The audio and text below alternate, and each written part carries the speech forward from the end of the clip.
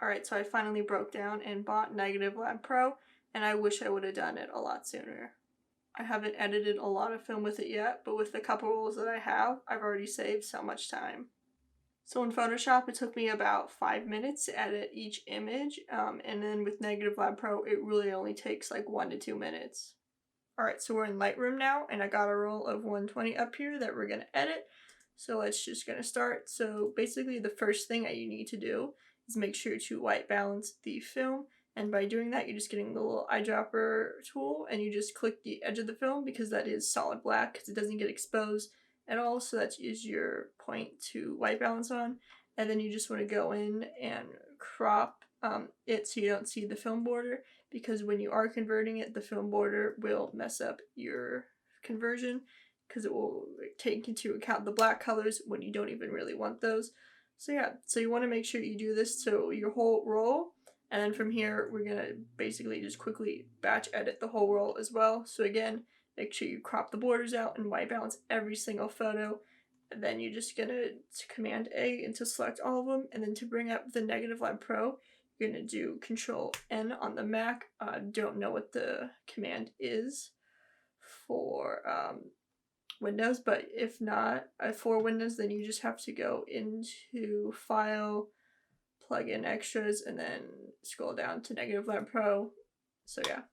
Right, so then this little window here is going to pop up for Negative Lab Pro, and then these are kind of the basic things that it just defaults to, and then what I just do is I just change the pre-saturation to a little bit less.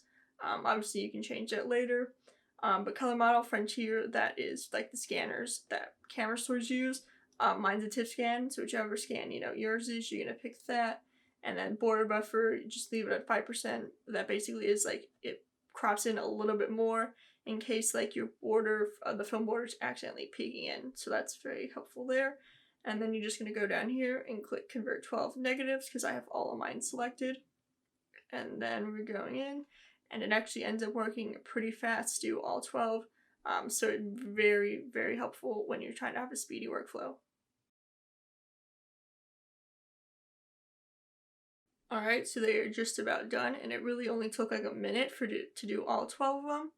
And as you can see, for the most part, the colors here are coming out kind of correctly as well. And then obviously, from there, you can go in and edit them more as well. So we're just going to save that. Obviously, I like to edit them individually, so it doesn't, do one thing for all of them because they are kind of a little bit different. So we're just going to go through here. This one looks pretty good. This one looks pretty good as well. This one looks pretty good as well. This one's a little bit off compared to this one. So we're just going to, do the Command N again. And then this time it comes up with the edit side. And then if we want to change stuff, like maybe it's a little too bright, you can bring down the whites of it. And then if I want to change the colors on it, we're just going to go into the mids because that's kind of affecting most of it. And we're just going to change this to green. No, we're going to go this way. Do I have all 12? Yeah, that's probably why. I have all 12 selected still.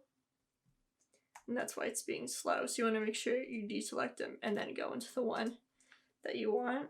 I thought I did it, but apparently I didn't. Here we go. Now this is going to be a lot easier. And it's still taking a while, but yeah. As you can see, the colors are starting to change here. I'm trying to, get it to match this one a little bit, the previous one a little bit more, because they were basically taken at kind of the same time. So that looks good there. And then we can just desaturate it a little bit. So I'm just going to go back to develop.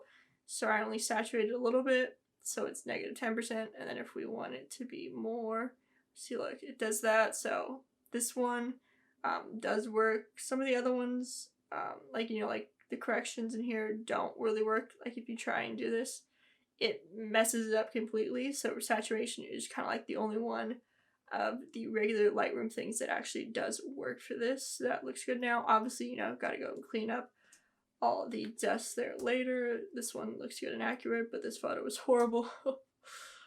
This one looks pretty good. Oh, there's a lot of light peeking in through there.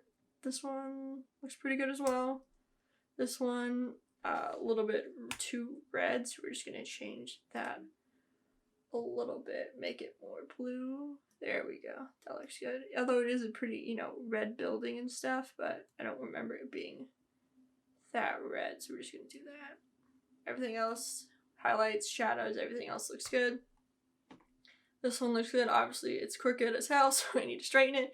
But for the most part, the colors and everything look pretty good. And then this one, I don't know how, this turned out kind of green and blue.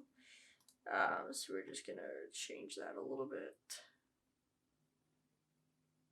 to kind of get them, because you can, this one's a little bit easy to tell because of the people, and then you want to, the street as well. Just want to make it not as blue. Maybe bring down the lights a little bit as well. Get some contrast in there. There we go. This is starting to look better here. So yeah, it looked like this is so quick. I'm already on 11 here. This looks pretty good, and then this one looks good as well. So yeah, basically 5 minutes for this whole roll probably. So compared to how long it was taking me to do this in Lightroom, like this is just so much faster. And like, look how good most of these, like for most of them, I didn't really have to do any editing. So this program like works amazingly. And it's like, for $99, I get, you know, this advanced, you know, editing, automated film editing. It's just crazy, like how I didn't do this sooner. So now that I've shown you how simple, fast, and amazing it is editing your film in Negative Lab Pro, I'm going to show you some comparisons in case you still have any doubts. So on the screen now, you're seeing the same images 3 times, but the one on the right is converted straight from Epson Scan 2, which is the software that comes with my scanner. And then in the middle is a conversion I did in Photoshop. And then on the right is the Negative Lab Pro conversion. So the Epson Scan in Negative Lab, I didn't change any settings. And as you can obviously see, that the Epson Scan just leaves my images overexposed. Now obviously that wouldn't be too hard to change, but we're kind of just looking at the overall kind of basic image that it comes out with. And then in Photoshop, it's obviously going to be a little bit more accurate because I did it myself, but it does take the longest out of the 3. And then Negative Lab Pro, again, didn't change anything. And to be honest, I don't even really need to, and it only took like half a second to scan as well. So it's kind of just like, you can't compare it with those results. Obviously, whichever option you do use to edit your film is going to work just fine, but if you do want the best and quickest results, then Negative Lab Pro is the way to go. So if you want to buy Negative Lab Pro, I will put a link in the description down below. It is $100, but if you already develop and scan your own film at home, then it is kind of a no-brainer purchase. And if you've stuck around this far into the video saying, I don't need to spend $100 because the way I edit my film works just fine, well then good for you for navigating these 10 minutes back into your life. And don't forget to subscribe.